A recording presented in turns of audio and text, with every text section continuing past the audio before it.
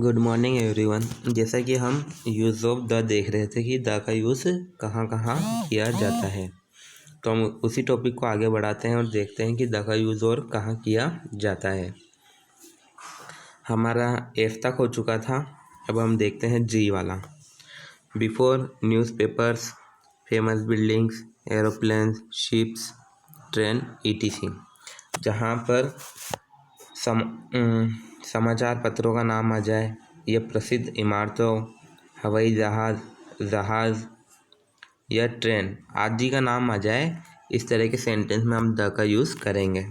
जैसे कि I read the Hindustan times daily. मैं रोज़ाना हिंदुस्तान टाइम्स अखबार पढ़ता हूँ या समाचार पत्र पढ़ता हूँ। He has not seen the Taj Mahal. उसने ताजमहल नहीं देखा है। The Vikrant is in the port. Vikrant जो है वो बंदरगाह में है। ये विक्रांत जहाज का नाम है। The Chetak express is a fast train. Chetak express जो है वो एक तेज़ चलने वाली रेलगाड़ी है, तेज़ रेलगाड़ी है, ट्रेन है। तो इस तरह के अगर कहीं सेंटेंस दिख जाए आपको जिसमें इन चीज़ों की बात की जाए या इस तरह के और कुछ हो सकते हैं, तो उसमें हम द का यूज़ करेंगे। उसके बाद आगे बढ़ते हैं, एच देखते हैं। Before proper noun if they are use to show similar qualities. यानी कि व्यक्तिवाचक संज्ञा में जहाँ पर सिमिलर क्वालिटीज़ की बात की जाए, यानी कि समान गुणों की बात की जाए किसी के, तो उस तरह के सेंटेंस में हम द का यूज़ करेंगे। याद रखिएगा कि व्यक्तिवाचक संज्ञा में अगर समान गुणों की बात की जाए, किसी की तुलना की जाए गुणों से, तो सेंटेंस में हम द का यूज़ करते हैं। जैसे कि Kalidas is the Shakespeare of India. Kalidas को भारत का शेक्सपियर कहा गया है। तो यहाँ पर कालिदास की तुलना शेक्सपियर से की गई है भारत के। अगर इस तरह के तुलनात्मक सेंटेंस कहीं दिख जाए, गुणों की तुलना की जाए, तो उसमें भी द का यूज़ होता है। उसके बाद आगे देखते हैं आई वाला। Before the name of communities and castes. समुदायों और जातियों के नाम से पहले भी द का यूज़ करते हैं हम। जैसे कि the Hindus, the English, the Muslim. तो जैसे कि हिंदू, अंग्रेज़, मुसलमान इत्यादि, इस तरह के अगर कहीं आपको किसी समुदाय या जाति का नाम दिख जाए, तो उसमें हम द का यूज़ करेंगे। आगे बढ़ते हैं, जे वाला देखते हैं अब। After all and both and before wall and same. यानी कि ऑल और बोथ से तो बाद में, और वॉल और अगर और सेम कहीं वर्ड आ जाए तो उससे पहले हम द का यूज़ करेंगे।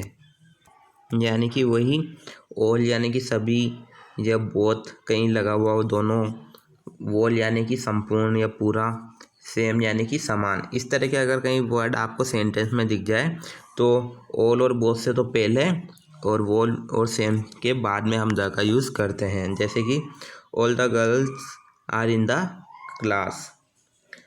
जो सारी लड़कियां हैं, सभी लड़कियां जो हैं वो हैं क्लास में हैं। तो इस तरह का सेंटेंस, जैसे कि both the friends went there. दोनों मित्र वहाँ गए। तो अगर इस तरह का सेंटेंस आपको कहीं दिख जाए जहाँ पर ऑल आ जाए या बोथ आ जाए, तो उससे तो बाद में हम द लगाएंगे, ठीक है। और उसके बाद थर्ड देखते हैं, the wall of India is in the grip of cold. यानी कि पूरा भारत ठंड की चपेट में है। तो यहाँ पूरे भारत की बात की जा रही है, संपूर्ण भारत की बात की जा रही है। इसी तरह इसका fourth, he came here on the same day. वह उसी दिन यहाँ आया था। तो यहाँ हमने देखा कि यहाँ वॉल और सेम वर्ड का यूज़ किया गया है, इसलिए हम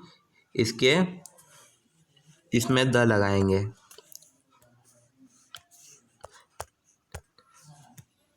इससे पहले इसमें हमने इसलिए द लगाया है। ठीक है, आगे इसका देखते हैं के वाला। Before a noun which has been described और रेफर टू एयरलियर।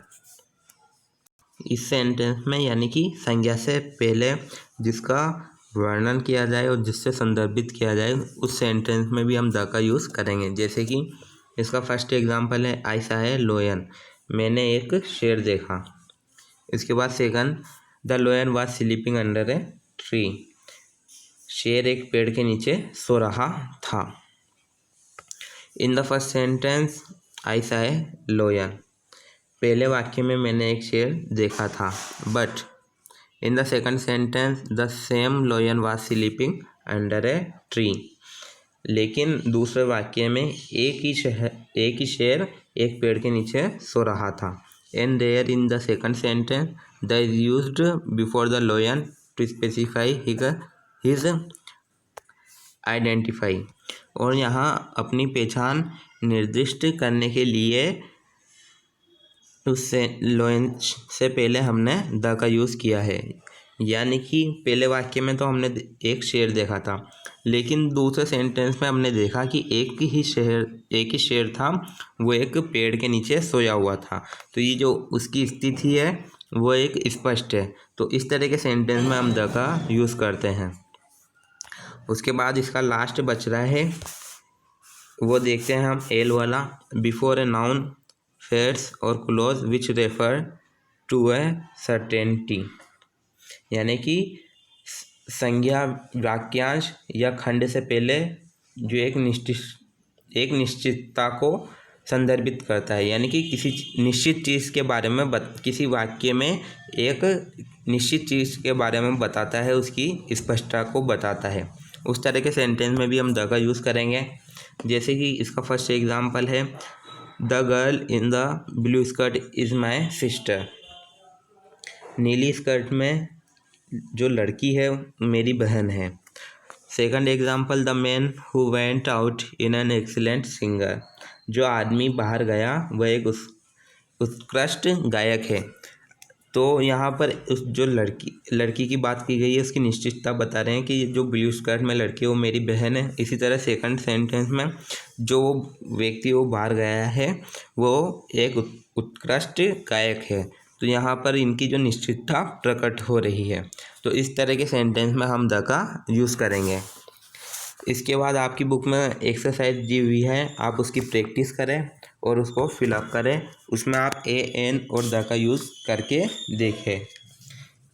और आपका जो ये सेकंड चैप्टर आर्टिकल्स का था, हमने इसमें ए एन और द का यूज़ देखा है, इनका यूज़ कहाँ किया जाता है। इसके बाद हम नेक्स्ट क्लास में पढ़ेंगे।